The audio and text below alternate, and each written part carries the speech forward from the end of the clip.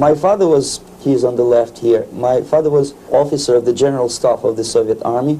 He was inspector of land forces, Soviet troops stationed in countries like Mongolia, Cuba, East European countries.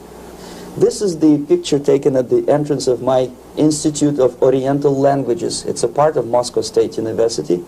As every Soviet student, I was, quote-unquote, volunteering for harvesting grain in Kazakhstan. By the end of my training in school, I was recruited by the KGB. This picture was taken on that day, and you can see again how happy it feels to be recruited by the KGB. Pay special attention to number of bottles on the table. One of my functions was to keep foreign guests permanently intoxicated the moment they land at Moscow airport. In 1967, the KGB attached me to this magazine, Look magazine. A group of 12 people arrived to USSR from United States to cover the 50th anniversary of October Socialist Revolution in my country. From the first page to the last page, it was a package of lies.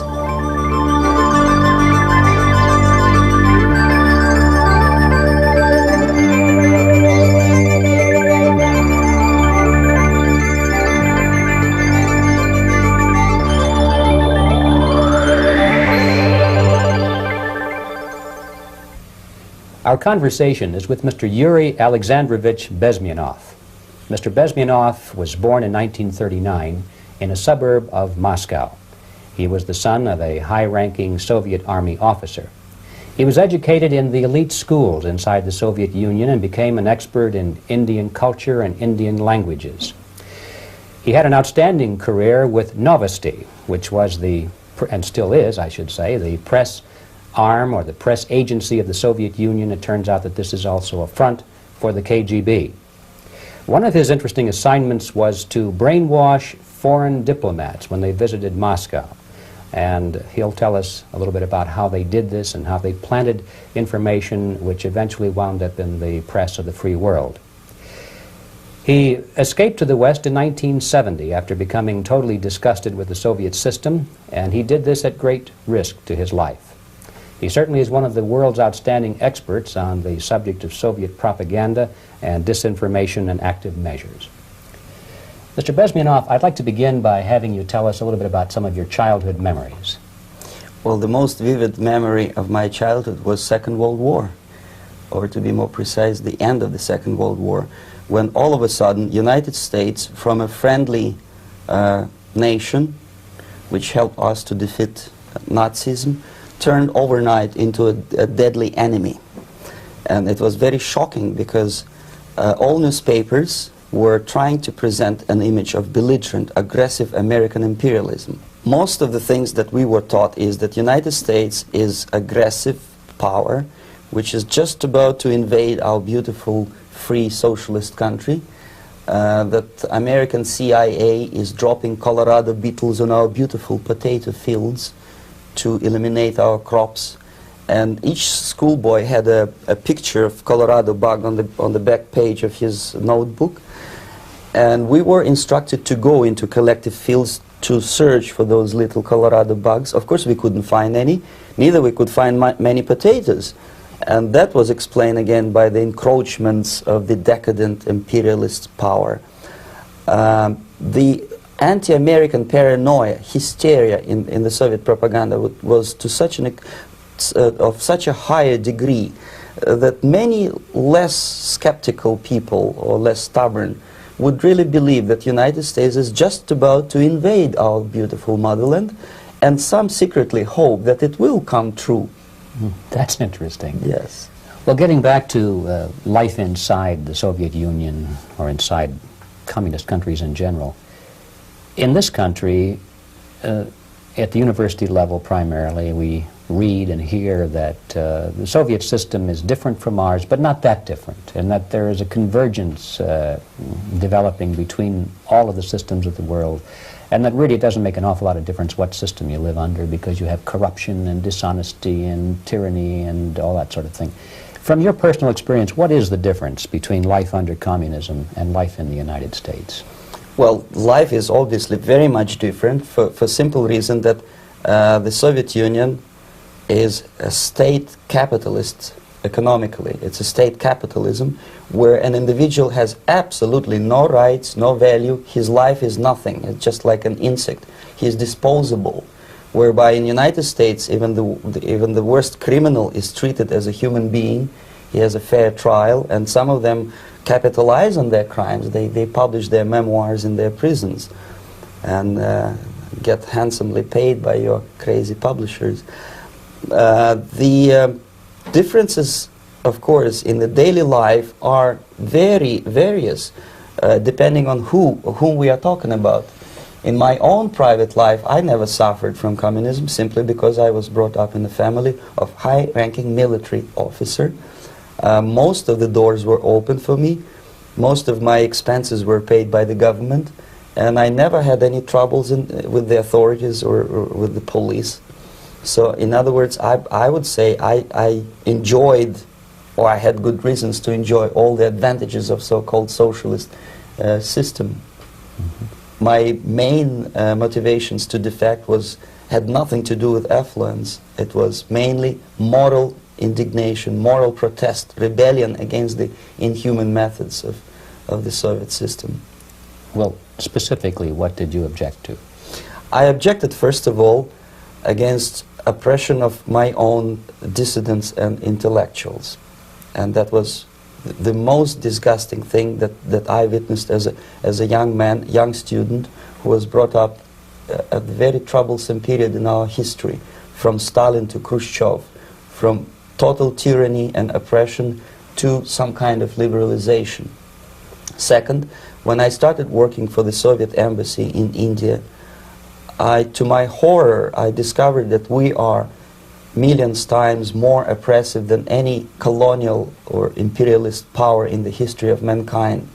That my country brings to India not freedom, progress, and friendship between the nations, but racism, exploitation, and slavery, and of course economical inefficiency to this country. Since I fell in love with India, I developed something which by KGB standards is extremely dangerous thing. It's called split loyalty, when an agent likes a country of assignment more than his own country. I literally fell in love with this beautiful country, a country of great contrasts, but also great humility, great tolerance, and philosophical and intellectual freedoms.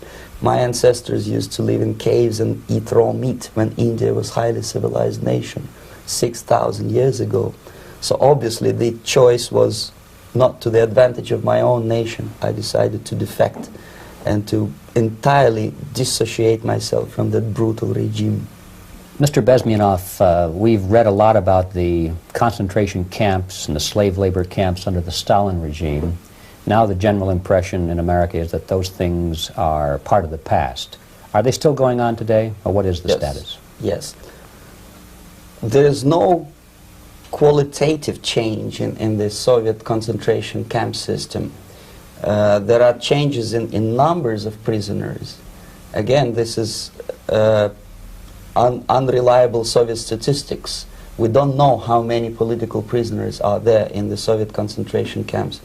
But we sure know from various sources that at each particular time there are close to 25 to 30 million of Soviet citizens who are virtually kept as slaves in forced labor camp system. The size of the population of a country like Canada is serving terms as prisoners.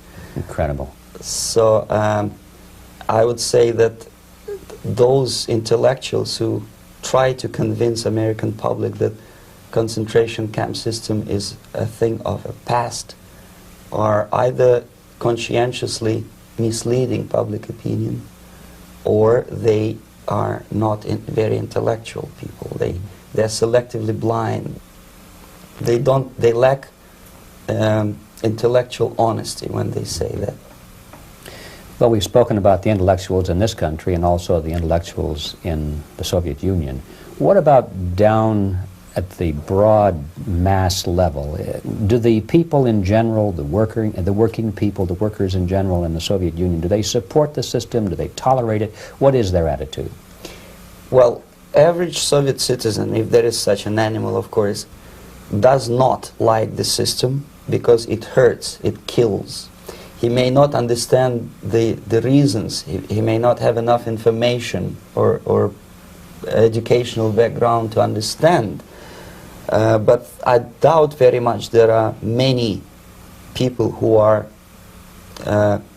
conscientiously supporting the Soviet system. There are not such people in USSR. Even those who have all the reasons to enjoy socialism, people like myself, who were a member of journalistic elite, they also hate the system for different reasons, though. Not because they lack material affluence, but because they are unfree to think, they're in constant fear, duplicity, split personality.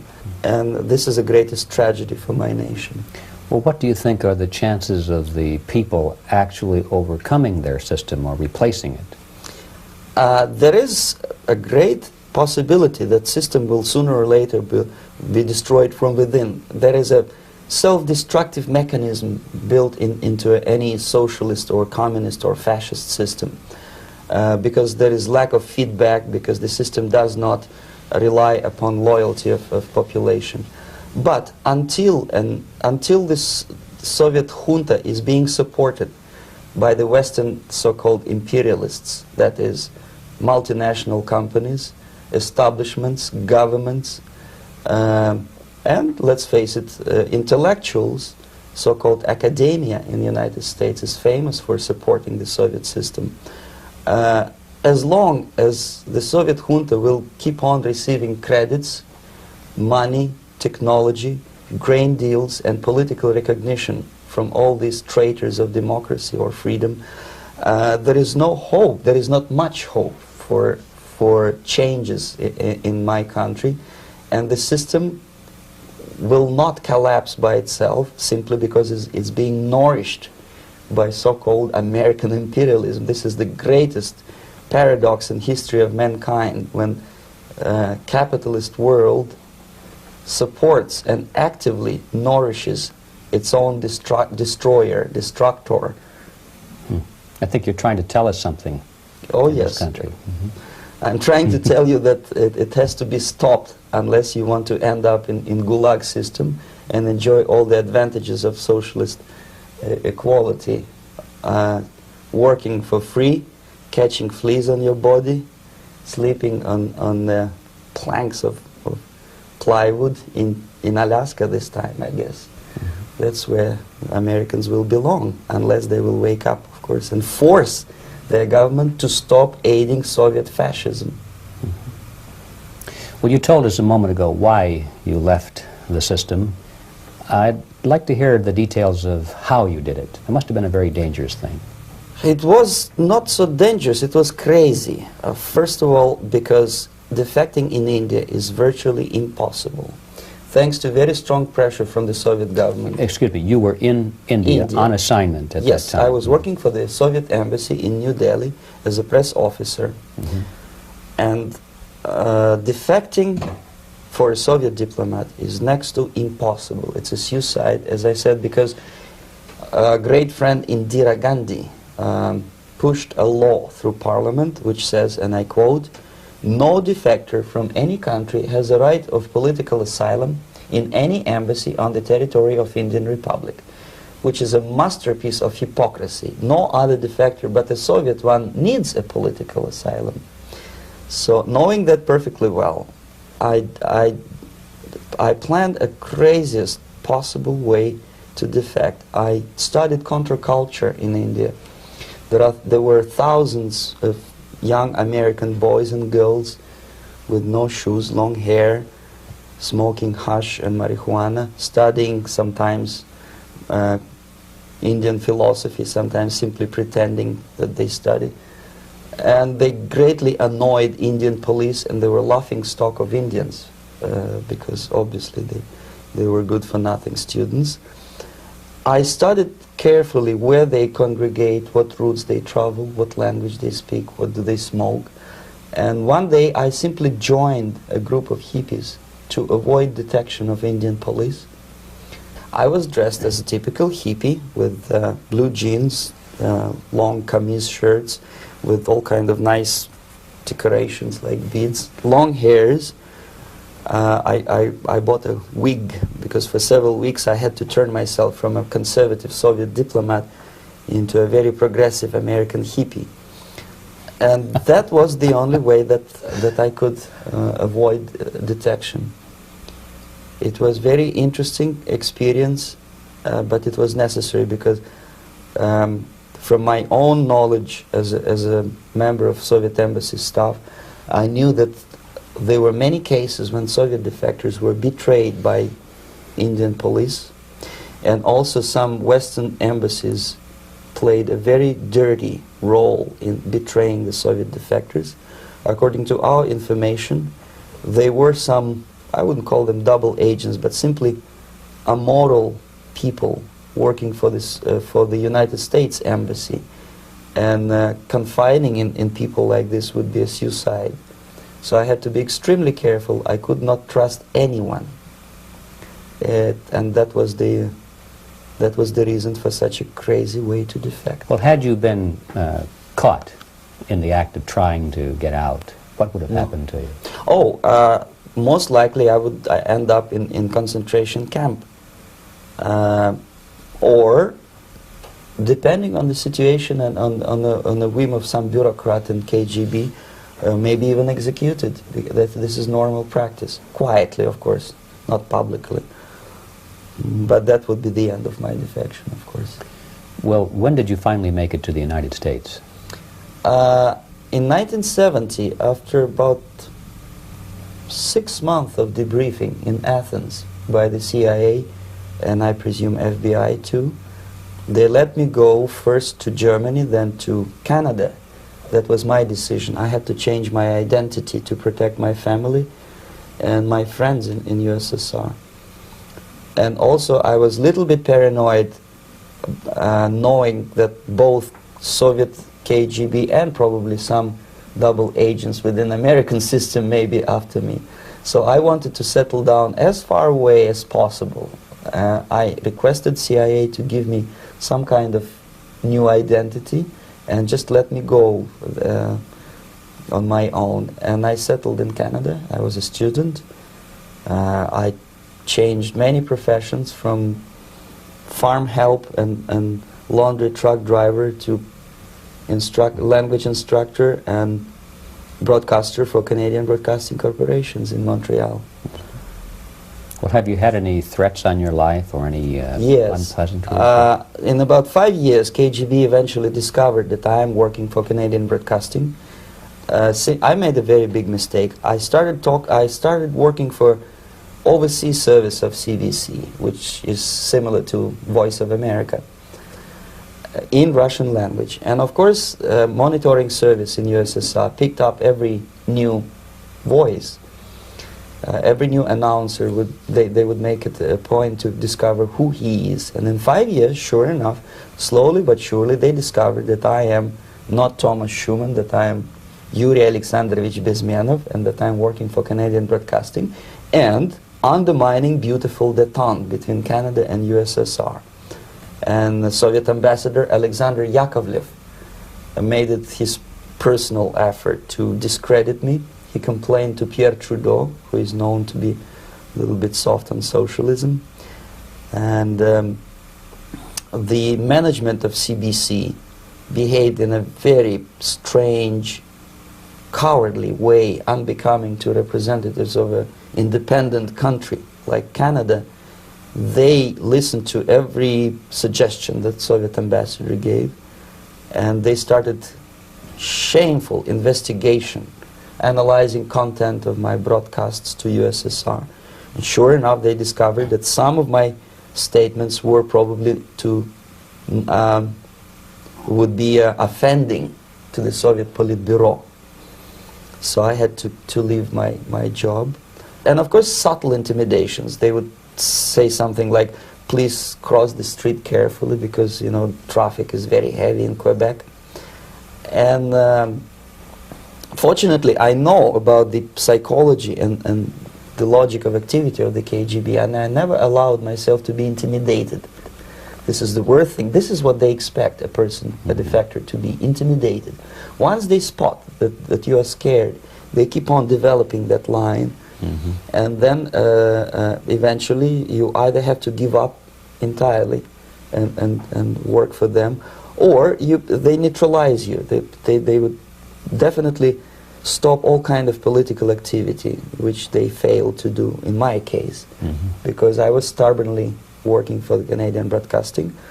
And in response to their intimidations, I said that, look, this is a free country, and I am as free as you are. And I also can drive very fast. And gun control is not yet established in Canada, so I had a couple of good shotguns in my basement. So welcome to visit me someday with your Kalashnikovs machine guns. So obviously it didn't work. Intimidation didn't work. So they tried different approach, as I described. They approached on the highest level, on the level of Canadian bureaucracy. And on that level they were successful. On that level they were successful. On individual level they failed flat.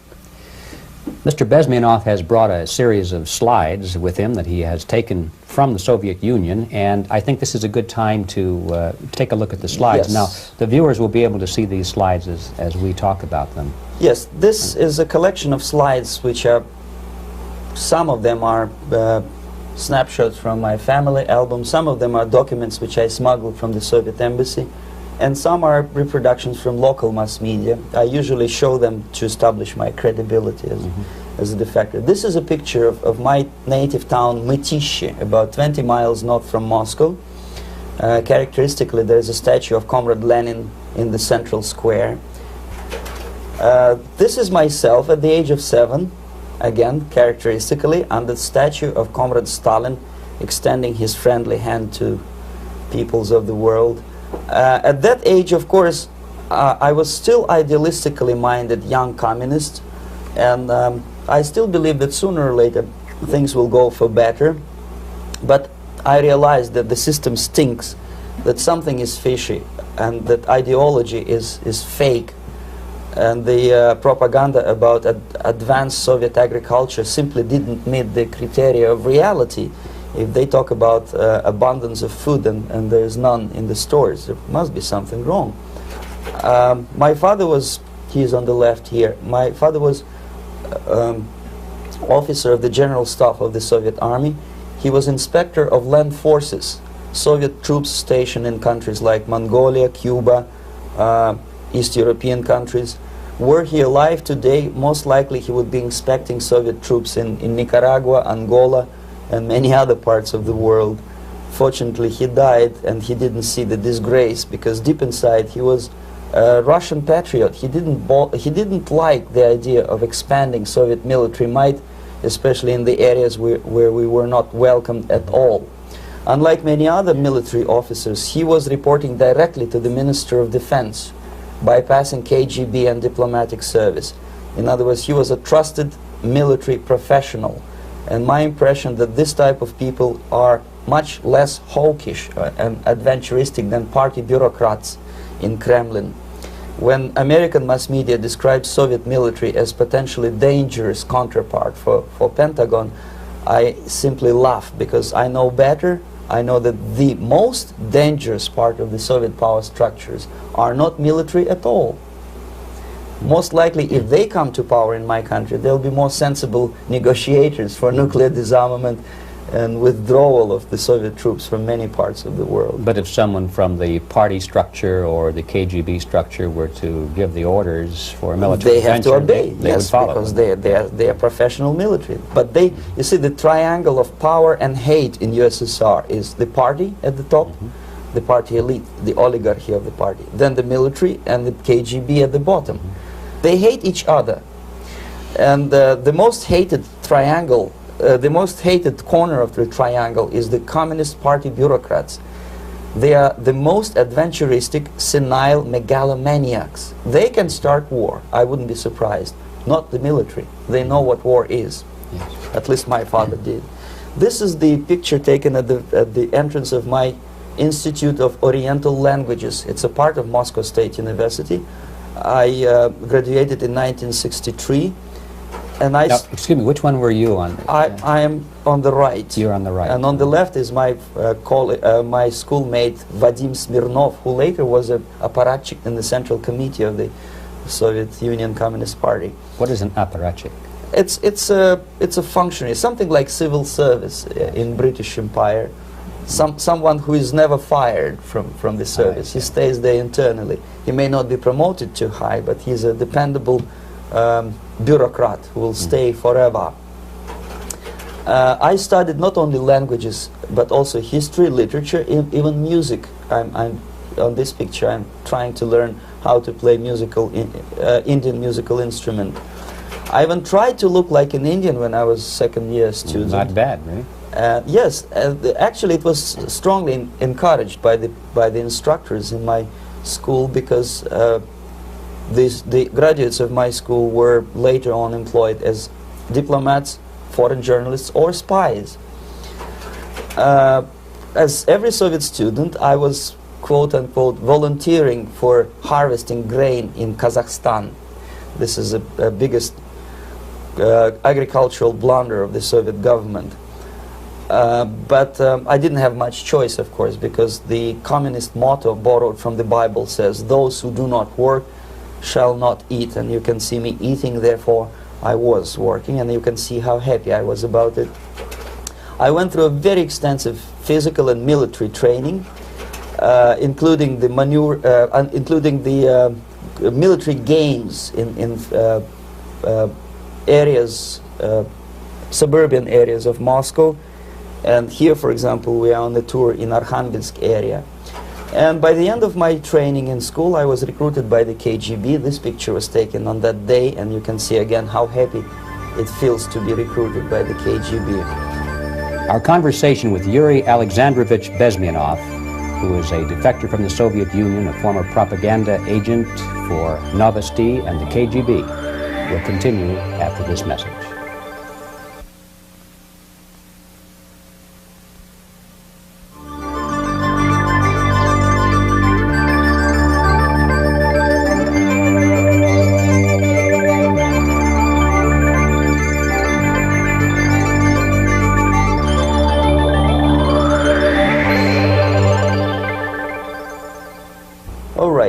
As every student in USSR, I went through very extensive physical and military training and civil defense training too. Unlike in the United States, where civil defense is virtually non-existent, zero.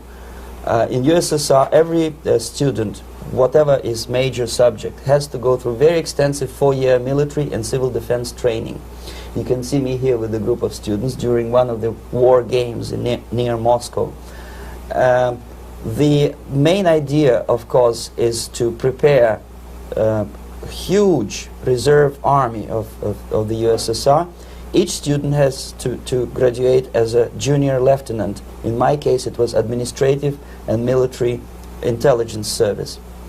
My first assignment was to India as a translator with the Soviet Economical Aid Group, building refinery complexes in Bihar state and Gujarat state.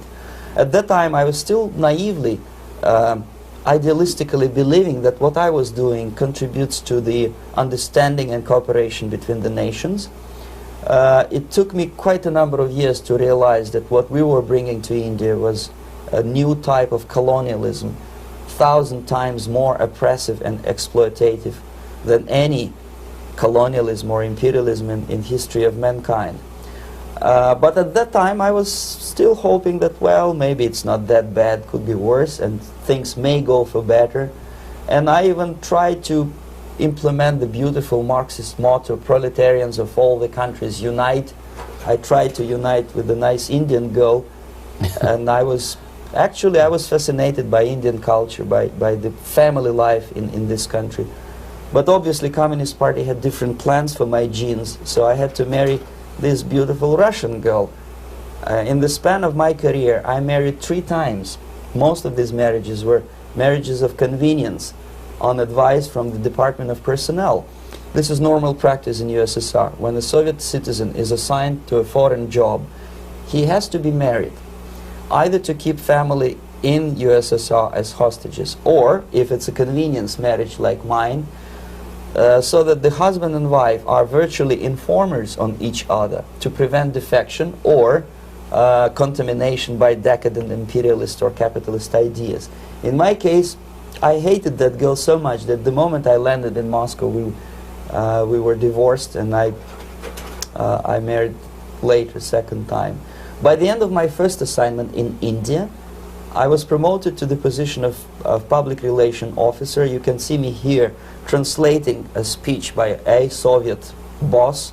And you're on the right. I'm on the right here, yes. And it was, the occasion was commissioning of the refinery complex in Bihar, Barauni. Back in Moscow, I was immediately recruited by Novosti Press Agency, which is a propaganda and ideological subversion front for the KGB.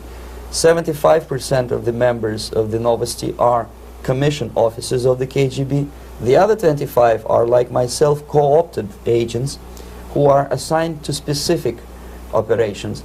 In this particular case, you can see me talking to students of Lumumba Friendship University in Moscow.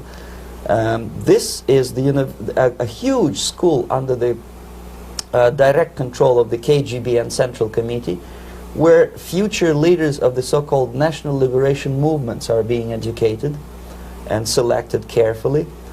And some of them have absolutely, this, for example, is a group of students from Lumumba. They don't look like students at all. They look more like military, and that's exactly what they were.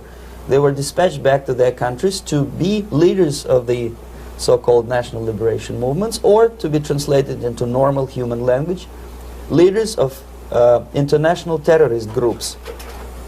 Another area of activity when I was working for the Novosti was to accompany groups of so-called progressive intellectuals, writers, journalists, publishers, teachers, professors of colleges.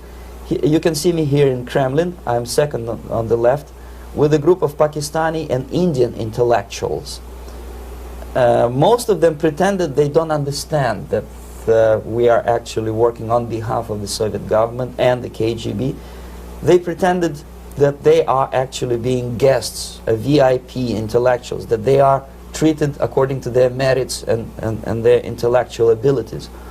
For us, they were just a bunch of political prostitutes to be taken advantage for various propaganda operations. Therefore, you can see perfectly well the senior colleague of mine on the left doesn't really have that much respect on his face, and myself with a very skeptical smile, typical KGB sarcastic smile, anticipating another victim of ideological brainwashing. This is how a typical conference in Novosti headquarters in Moscow looked like. Sitting in the middle is Boris Burkov, the then director of Novosti Press Agency, high-ranking party bureaucrat in the Department of Propaganda. I am standing next to a famous Indian poet, Sumitranandan Pant. He was famous because he was an author. He was the author of a famous poem titled Rhapsody to Lenin. That's why he was invited to USSR, and everything was paid by the Soviet government. Pay special attention to number of bottles on the table. This is one of the ways to kill the awareness or curiosity of foreign journalists. One of my functions was to keep foreign guests permanently intoxicated the moment they land at Moscow airport. I had to take them to the VIP lounge and toast to friendship and understanding between the nations of the world. Glass of vodka, then a second glass of vodka. And in no time, my guests would be feeling very happy. They would see everything in kind of pink, nice color. And that's the way I had to keep them permanently for the next 15 or 20 days. At a certain point in time, I had to withdraw alcohol from them so that some of them who are the most recruitable would feel a little bit shaky, guilty, trying to remember what they were talking last night. That's the time to approach them with all kind of nonsense, such as joint communique or statement for Soviet propaganda. That's the time they are the most flexible. And of course, what they didn't understand, they didn't realize or pretended not to realize, that myself, who was drinking together with them, was not drinking at all. I had ways to get rid of alcohol through various techniques, including special pills which were given to me by my colleagues. But they were taking it seriously. In other words, they would consume quite large volumes of alcohol and feel quite uneasy next morning. In 1967, the KGB attached me to this magazine, Look magazine. A group of 12 people arrived to USSR from United States to cover the 50th anniversary of October Socialist Revolution in my country.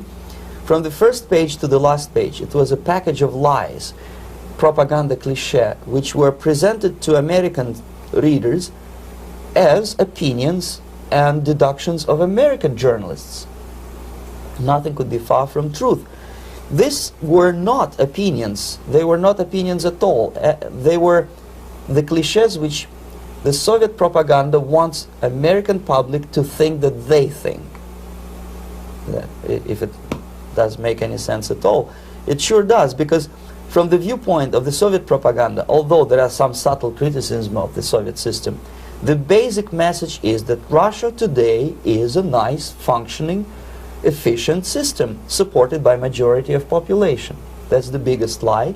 And of course, American intellectuals and journalists from Look magazine elaborated on that untruth in various different ways. They intellectualized that lie. They found all kinds of justifications for telling lies to American public. Excuse me, it was partly your job to make sure that they got these ideas, yes, and accepted them as their own ideas. Right. Actually, even before they arrived to USSR, and they paid astronomical sum of money for that visit, they were submitted, this Novosti Press Agency developed so-called backgrounders, 20-25 pages of information and opinions which were presented to the journalists even before they bought their tickets to Moscow.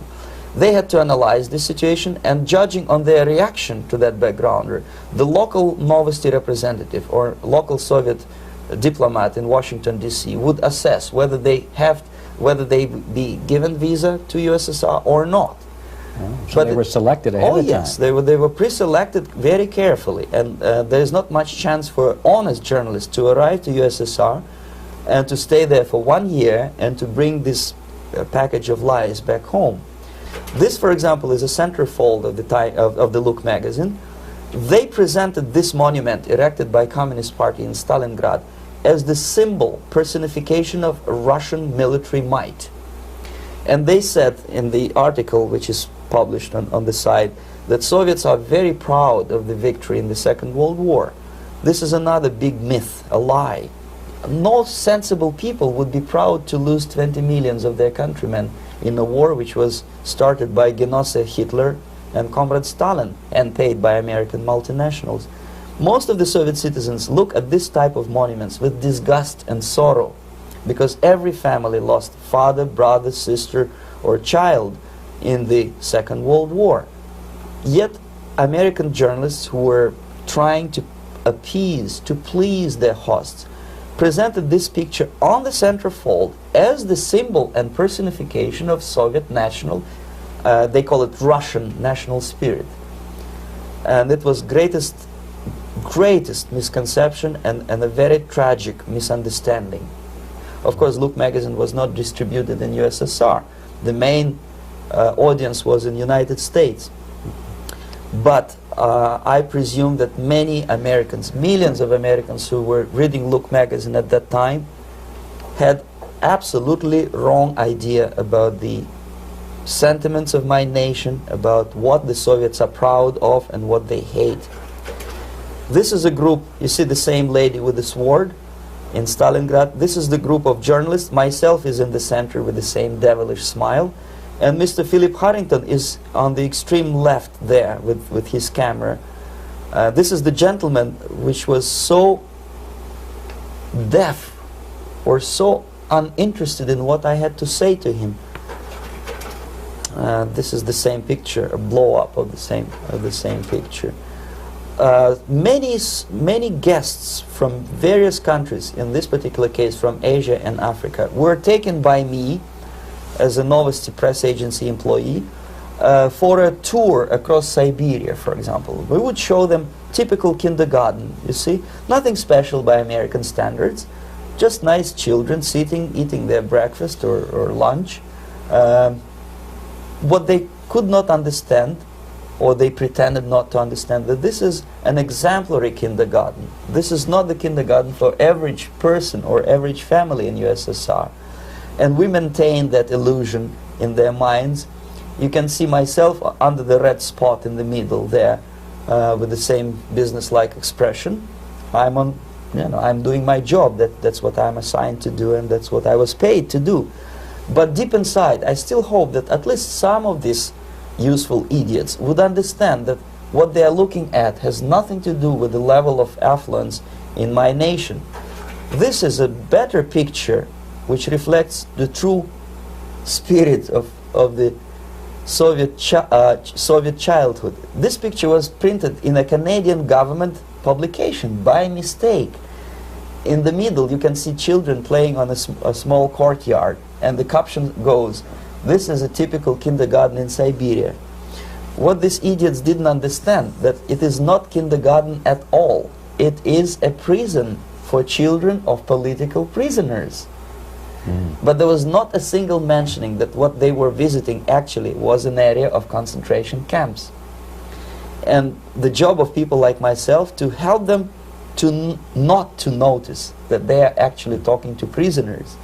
Most of the children were dressed, especially on the occasion of the foreigners' visit.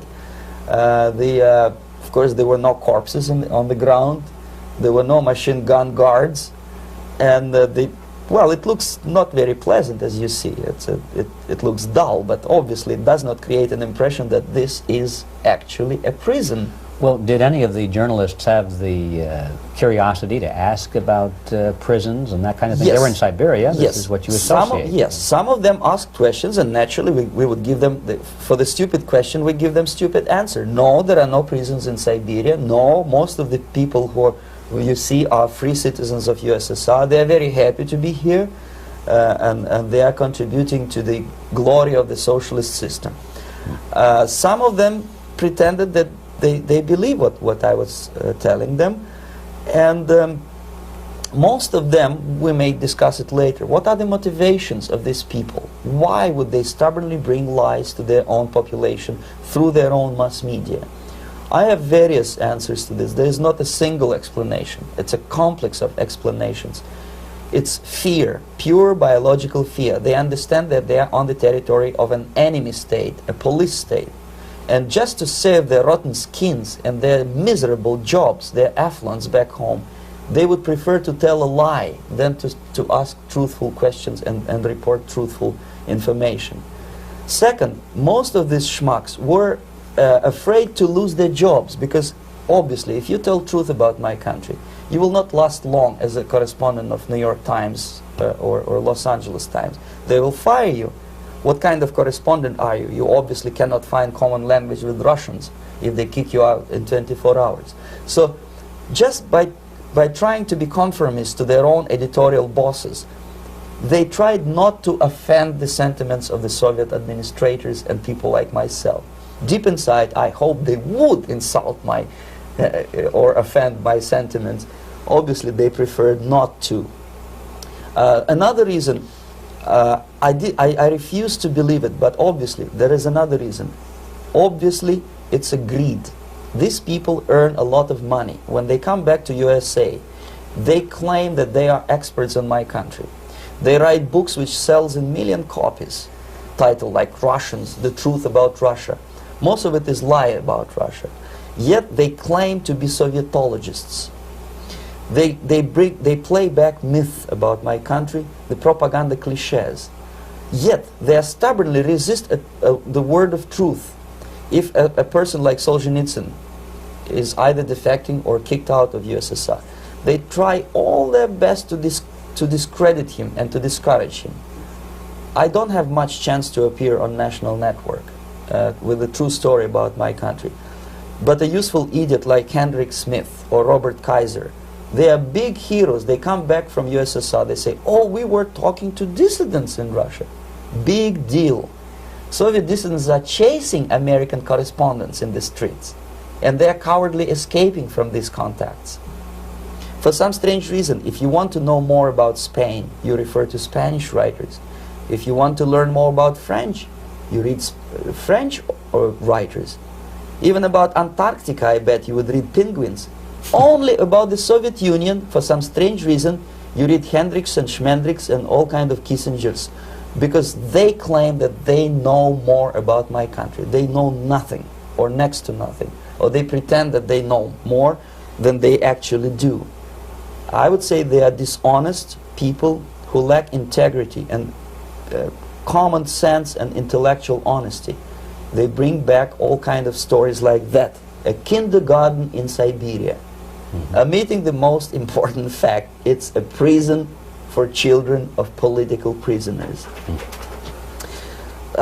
Another greatest example of monumental idiocy of American politicians. Edward Kennedy was in Moscow, and he thought that he is a popular, charismatic American politician who is easygoing, who can smile, dance at the wedding in Russian Palace of Marriages. What he did not understand, or maybe he pretended not to understand, that actually he was being taken for a ride. This is a staged wedding, especially to impress foreign media, or useful idiots like Ed Kennedy. Most of the guests there, they had security clearance, and they were instructed what to say to foreigners. This is exactly what I was doing. You can see me in the same damn wedding palace in Moscow where Ed Kennedy was dancing here. You see, smiling. He thinks he's very smart. From the viewpoint of Russian citizens who observe this idiocy, he's narrow-minded, egocentrical idiot who tries to earn his own popularity through participation in propaganda farces like this. Here you can see myself. On the right, again, exemplary Soviet bride. On the left, 3 journalists from various countries, Asia, Africa, and Latin America. Obviously, they enjoying the situation. They will go back home and write the reports. We were present on a regular Soviet wedding. They were not present on a regular Soviet wedding. They were present, they were part of a farce, of a circus performance. Another thing which I had to sometimes risking my life to explain to foreigners. Time magazine, for example, is very critical of South African racist regime. The whole article was dedicated to the shameful internal passport system where blacks are not allowing to live with whites. For some strange reason, for the last 14 years since my defection, nobody wanted to pay attention to my passport. This is my passport. It also shows my nationality, and it has a police rubber stamp, which is called propiska in Russian language, which assigns me to a certain area of residence. I cannot leave that area, same way as this black man cannot leave the area in South Africa. Yet we call South African government racist regime. Not a single Jane Schmonda or Fonda is brave enough, courageous enough to come to media and say, look, this is what happens in USSR. I send a copy of my passport to many American liberals and civil rights defenders and all the other useful idiots. They never bothered to answer me back. This shows what kind of integrity, what kind of honesty these people are. They're a bunch of hypocrites because they don't want to recognize a good example of racism in my country. This is the first stage of befriending a professor. You can see myself on the left with the same James Bond smile. On the right is my KGB supervisor, Comrade Leonid Mitrokhin, and in the middle a professor of political science in Delhi University. The next stage would be to invite him to a gathering of Indo-Soviet Friendship Society. There he is sitting next to his wife before he is being sent to USSR for free trip. Everything is paid by the Soviet government. He was made to believe that he is invited to USSR because he is a talented, sober-thinking intellectual. Absolutely false. He is invited because he is a useful idiot, because he would agree and subscribe to most of the Soviet propaganda cliché. And when he is coming back to his own country, he is going for years and years to teach the beauties of Soviet socialism to newer and newer generations of his students, thus promoting the Soviet propaganda line. The KGB was even curious about this gentleman. It may look innocent. Maharishi Mahesh Yogi, a great spiritual leader, or maybe a great charlatan and crook, depending on from which side you are looking at him. Beatles were trained at his ashram in Hardwar in India how to meditate. Mia Farrow and other useful idiots from Hollywood visited his school, and they returned back to United States absolutely zonked out of their minds with marijuana, hashish, and crazy ideas of meditation.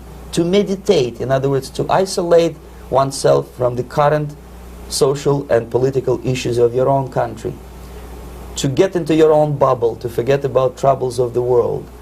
Obviously, KGB was very fascinated with such a beautiful school, such a brainwashing center for stupid Americans. I was dispatched by the KGB to check what kind of VIP Americans attend this school. That's you on the left. Yes, I'm on the left. I was trying to get enrolled in that school. Unfortunately, the Maharishi Mahesh Yogi asked too much. He wanted $500 American for enrollment. But my function was not actually to get enrolled in the school. My function was to discover what kind of people from United States attend this school. And we discovered that yes, there are some influential members of family, public opinion makers of United States, who come back with the crazy stories about Indian philosophy. Indians themselves look upon them as idiots, useful idiots. To say nothing about KGB, who looked at them as extremely naive, misguided people. Obviously, a VIP, say a wife of a congressman, or a prominent Hollywood personality, after being trained in that school, is much more instrumental in the hands of manipulators of public opinion and KGB than a normal person who understands, who looks through this type of fake religious training. Why would they be more susceptible to manipulation? I just mentioned that because, you see, a person who is too much involved in introspective meditation.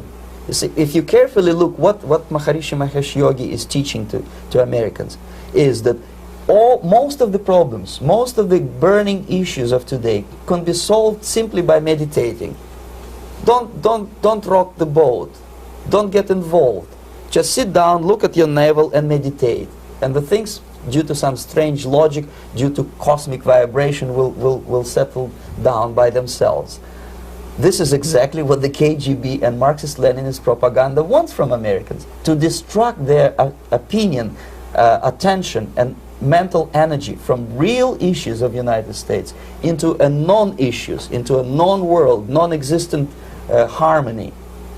Obviously, it's more beneficial for the Soviet aggressors to have a bunch of duped Americans than Americans who are self-conscious, healthy, physically fit, and alert to the reality.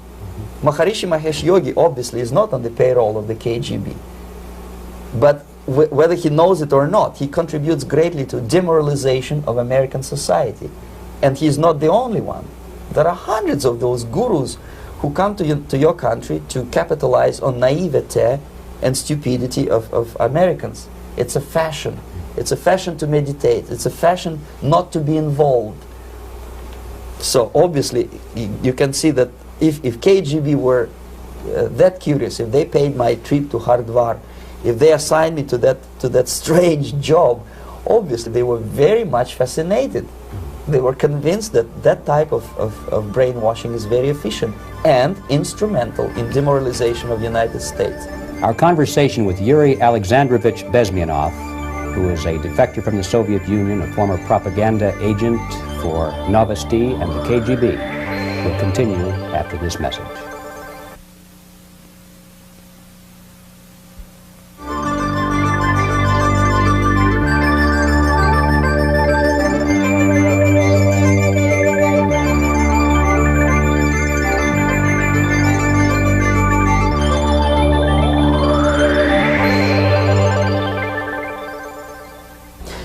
picture shows the part of the building of USSR embassy, and my supervisors. On the left is Comrade Mehdi, an Indian communist, and on the right, Comrade Mitrokhin, my supervisors in the secret department of research and counter-propaganda. It has nothing to do with either research or counter-propaganda. Most of the activity of that department was to compile huge volume of information on individuals who were instrumental in creating public opinion. Publishers, editors, journalists, actors, educationalists, professors of political science, members of parliament, representatives of business circles. Most of these people were divided roughly in two groups. Those who would toe the Soviet foreign policy, they would be promoted to the positions of power through media and public opinion manipulation. Those who refused the Soviet influence in their own country would be character assassinated or executed physically come revolution. Same way as in the small town of Hue in South Vietnam, several thousands of Vietnamese were executed in one night when the city was captured by Viet Cong for only 2 days. And American CIA could never figure out how could possibly communists know each individual, where he lives, where to get him, and would be arrested in one night, basically in some 4 hours before dawn, put on a van, taken out of the city limits and shot. The answer is very simple. Long before communists occupied the city, there was extensive network of informers, local Vietnamese citizens, who knew absolutely everything about people who are instrumental in public opinion, including barbers and taxi drivers. Everyone who was sympathetic to the United States was executed. Same thing was done under the guidance of the Soviet embassy in Hanoi, and same thing I was doing in New Delhi. To my horror, I discovered that in the files where people were doomed to execution, there were names of pro-Soviet journalists with whom I was personally friendly. Pro-Soviet? Yes. They were idealistically minded leftists who made several visits to USSR, and yet the KGB decided that come revolution or drastic changes in political structure of India, they will have to go. Why is that? Because they know too much. Simply because, you see, the useful idiots, the leftists who are idealistically believing in the beauty of Soviet socialist or communist or whatever system, when they get disillusioned, they become the worst enemies. That's why my KGB instructors specifically made the point, never bother with leftists. Forget about these political prostitutes. Aim higher. This was my instruction. Try to get into large circulation, established conservative media. Rich, filthy rich movie makers, intellectuals, so-called academic circles. Cynical, egocentric people who can look into your eyes with angelic expression and tell you a lie. These are the most recruitable people, people who lack moral principles, who are either too greedy or too suffer from self-importance. They feel that they matter a lot. These are the people who KGB wanted very much to recruit.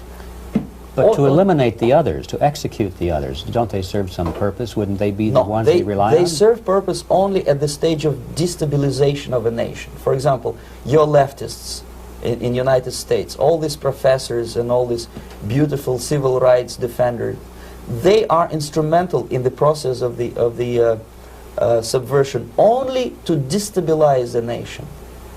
When their job is completed, they are not needed anymore. They know too much. Some of them, when they get disillusioned, when they see that Marxist-Leninists come to power, obviously they get offended. They think that they will come to power. That will never happen, of course. They will be lined up against the wall and shot. But they may turn into the most bitter enemies of Marxist-Leninists when they come to power. And that's what happened in Nicaragua. You remember most of these former Marxist-Leninists were either put to prison or one of them split, and now he's working against Sandinistas. It happened in Grenada when Maurice Bishop was already a Marxist. He was executed by a new Marxist who was more Marxist than this Marxist. Same happened in Afghanistan when first there was Taraki, he was killed by Amin, then Amin was killed by Babrak Karmal with the help of KGB. Same happened in Bangladesh when Mujibur Rahman, very pro-Soviet leftist, was assassinated by his own Marxist-Leninist military comrades. It's the same pattern everywhere. The moment they serve their purpose, all the useful idiots are either be executed entirely, all the idealistically minded Marxists, or exiled or put in prisons, like in Cuba. Many former Marxists are in Cuba, in prison. So most of the Indians who were cooperating with the Soviets, especially with our Department of Information of the USSR Embassy, were listed for execution. And when I discovered that fact, of course I was sick. I was mentally and physically sick. I thought that I'm going to explode one day during the briefing at the ambassador's office. I would stand up and say something that we are basically a bunch of murderers. That's what we are. It has nothing to do with friendship and understanding between the nation and blah, blah, blah. We are murderers. We behave as a bunch of thugs in a country which is hospitable to us, a country which with ancient traditions. But I did not defect. I tried to get the message across. To my horror, nobody wanted even to listen, least of all to believe what I had to say. And I tried all kinds of tricks. I would leak information through letters or lost documents or something like that. And still I got no message. The message was not published, even in the conservative mass media of India. The immediate impulse to defect was Bangladesh crisis, which was described by American correspondents as Islamic grassroots revolution, which is absolute baloney. There was nothing to do with Islam, and there was no grassroots revolution. Actually, there are no grassroots revolutions, period. Any revolution is a byproduct of a highly organized group of conscientious and professional organizers, but it has nothing to do with grassroots. In Bangladesh, it was nothing with grassroots. Most of the Awami League party members, Awami League means People's Party, were trained in Moscow in the High Party School. Most of the Mukti Fauj leaders, Mukti Fauj in Bengali means People's Army, same as SWAPO and all kind of liberation armies all over the world, the same bunch of useful idiots. They were trained at Lumumba University and various centers of the KGB in Simferopol, in Crimea, and in Tashkent. So when I saw that Indian territory is being used as a jumping board to destroy East Pakistan, I saw myself thousands of so-called students traveling through India to East Pakistan, through the territory of India, and Indian government pretended not to see what's going on. They knew perfectly well, the Indian police knew it, the intelligence department of Indian government knew it, the KGB of course knew it, and the CIA knew it. That was most infuriating, because when I defected and I explained to the CIA debriefers they should watch out because East Pakistan is going to erupt any moment, they said I was reading too many James Bond novels. Anyway, so East Pakistan was doomed. One of my colleagues in the Soviet consulate in Calcutta, when he was dead drunk, he ventured into the basement to relieve himself, and he found big boxes which said printed matter to Dhaka University. Dhaka is the capital of East Pakistan. And since he was drunk and curious, he opened one of the boxes and he discovered not printed matter. He discovered Kalashnikov guns and ammunition in there. Anyway, it's a long story. When I saw the preparations for the invasion into East Pakistan, obviously I wanted to defect immediately. The only thing I couldn't at that time make up my mind when and where and how. One of the reasons, of course, you see, I was in love with India. I mentioned it before. I spoke the languages. I socialized with people. And I understood that I had to act fast unless I want this beautiful country to be permanently and irreparably damaged by our presence. One of the reasons not to defect was, as you can see, I was living in relative affluence. Who the hell in the normal mind would defect and do what? To be abused by your media, to be called McCarthyist and fascist and paranoid, or to drive a taxi in New York City? What for? What the hell for should I defect? To be abused by Americans, to be insulted in exchange for my effort to bring the truthful information about impending danger of subversion. As you can see, I was living in quite a comfortable conditions next to swimming pool, where Indians were not allowed, by the way. I was highly paid expert in propaganda. I had my family. I was respected by my nation. My career was cloudless. The third reason, how to defect with the family. To defect with the baby and the wife would be virtual suicide, because according to law, that hypocritical law which I quoted before, the Indian police will have to hand me over back to the KGB, and that will be the end of my defection and probably my life. Again, I cannot smuggle my wife because she was not quite sure what I was doing. She was not that idealistically involved, and she was definitely not in the total picture of what I was doing for the KGB. She would be shocked if I you know, put her in my van and drive her to the American embassy or elsewhere. That would be a greatest danger. So again, I had to defect in such a way that my defection would look as simple disappearance. And there were many cases like that when the Soviet agents simply disappeared, either killed in action or, thanks to their curiosity and their close contacts with radicals, some of them were killed by the Marxists, by the way. It happened in many African countries when the Soviet KGB were killed by Africans themselves. Not because they hated Marxism, Leninism, but because they were simply trigger-happy bunch of unruly characters. If you give them a machine gun, they will shoot. And some of the Soviets obviously were not careful enough to protect themselves, and they got into embarrassing situations when they were shot at the crossfire between factions of so-called liberation movements. Anyway, so I decided, as I said, to study the counterculture. I decided this probably would be the best way to disappear. I socialized with characters like this on the left. You see, he's a barefoot American hippie. It took me quite a long time to study exactly what they were doing and how to mix with them. But eventually I did it. Most of Indian newspapers carried my picture and promise of 2,000 rupees for information about my whereabouts.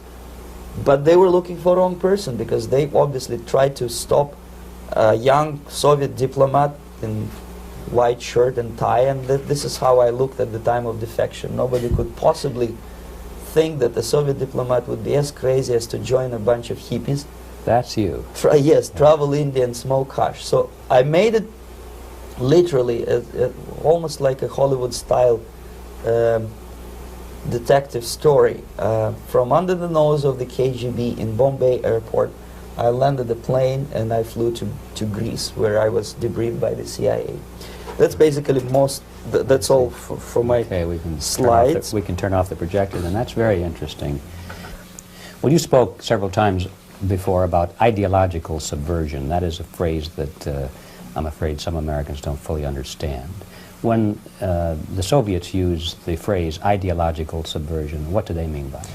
Ideological subversion is the process which is legitimate, overt, and open. You can see it with your own eyes. All you have to do, all American mass media has to do, is to unplug their bananas from their ears, open up their eyes, and they can see it. There is no mystery. There is nothing to do with espionage. I know that espionage intelligence gathering looks more romantic. It sells more deodorants through the advertising, probably. That's why your Hollywood producers are so crazy about James Bond type of thrillers. But in reality, the main emphasis of the KGB is not in the area of intelligence at all. According to my opinion and opinion of many defectors of my caliber, only about 15% of time, money, and manpower is spent on espionage as such. The other 85% is a slow process which we call either ideological subversion or active measures, активные мероприятия in the language of the KGB, or psychological warfare.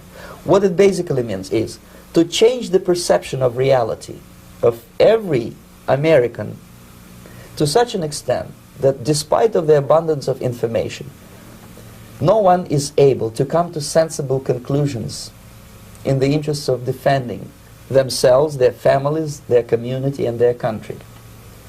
It's a great brainwashing process which goes very slow, and it's divided in 4 basic stages. The first one being demoralization. It takes from 15 to 20 years to demoralize a nation. Why that many years?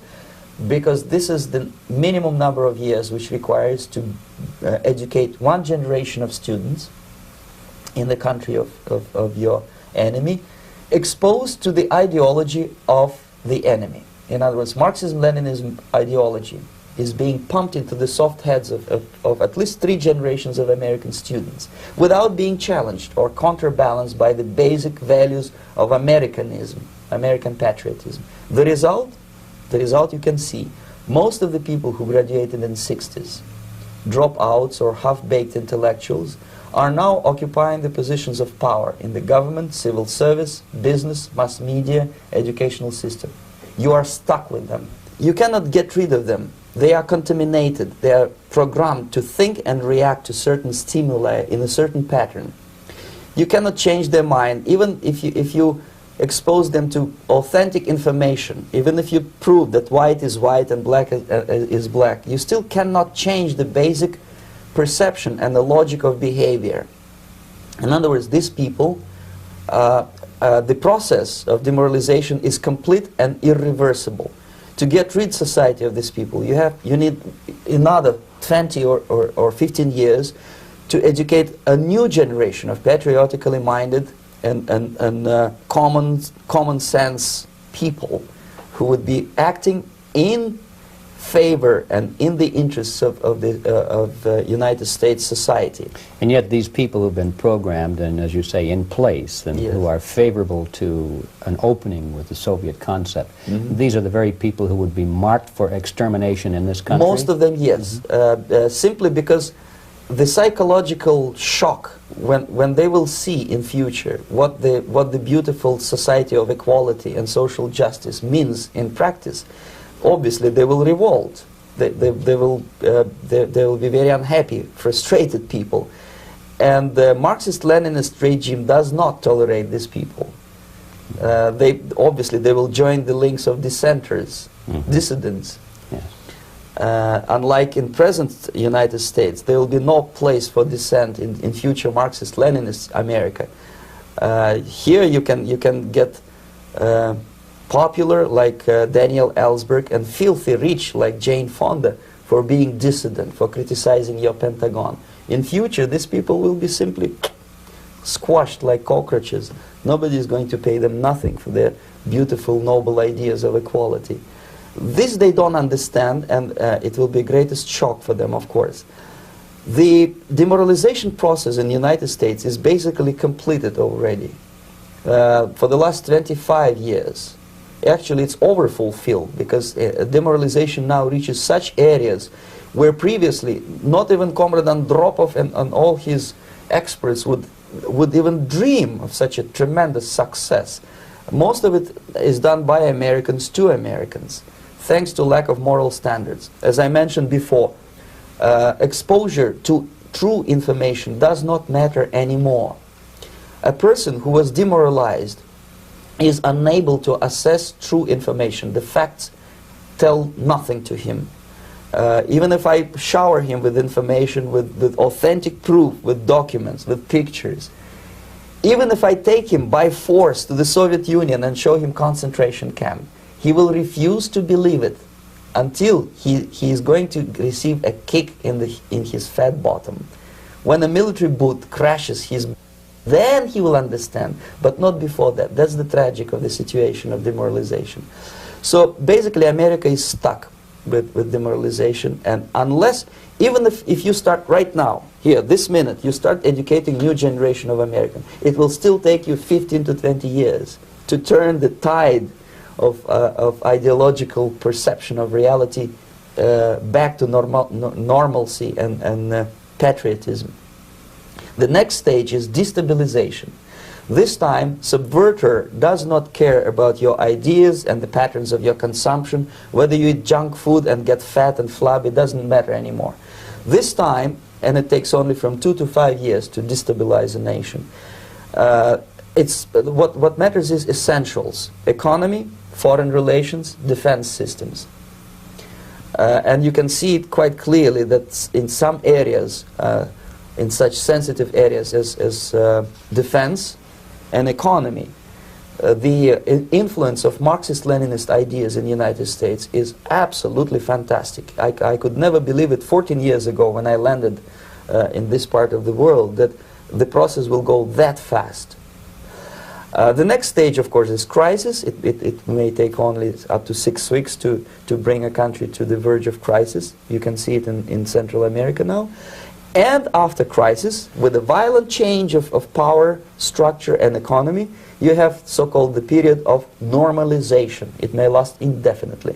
Normalization is a cynical expression borrowed from Soviet propaganda. When the Soviet tanks moved into Czechoslovakia in '68, Comrade Brezhnev said, "Now the situation in brotherly Czechoslovakia is normalized." This is what will happen in the United States if you allow all these schmucks to bring the country to crisis, to promise people all kind of goodies and the paradise on earth, to destabilize your economy, to eliminate the principle of free market competition, and to put a big brother government in Washington, D.C., with benevolent dictators like Walter Mondale, who will promise lots of things, never mind whether the promises are fulfillable or not. He will go to Moscow to kiss the bottoms of new generation of Soviet assassins, never mind. He will create false illusions that the situation is under control. Situation is not under control. Situation is disgustingly out of control. Most of the American politicians, media, and educational system trains another generation of people who think they are living at a peacetime. False. The United States is in the state of war, undeclared total war against the basic principles and the foundations of this system. And the initiator of this war is not Comrade Andropov, of course. It's the system. However ridiculous it may sound, the world communist system or the world communist conspiracy, whether I scare some people or not, I don't give a hoot. If you are not scared by now, nothing can scare you. But you don't have to be paranoid about it. What actually happens now, that unlike myself, you have literally several years to live on unless the United States wake up. The time bomb is ticking. With every second, the disaster is coming closer and closer. Unlike myself, you will have nowhere to defect to, unless you want to live in Antarctica with penguins. This is it. This is the last country of freedom and possibility. Okay, so what do we do? What is your recommendation to the American people? Well,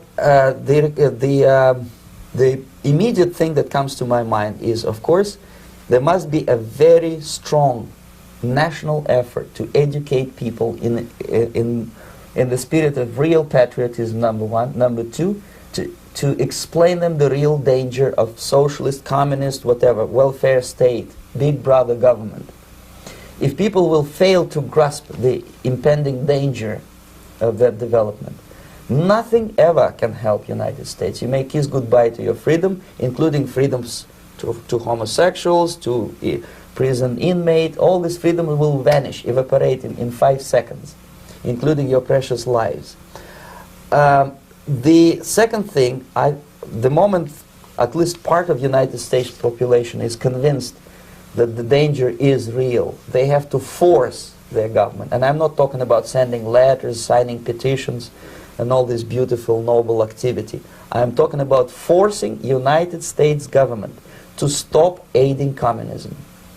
Because there is no other problem more burning and urgent than to stop the Soviet military-industrial complex from destroying whatever is left of the free world. And it is very easy to do.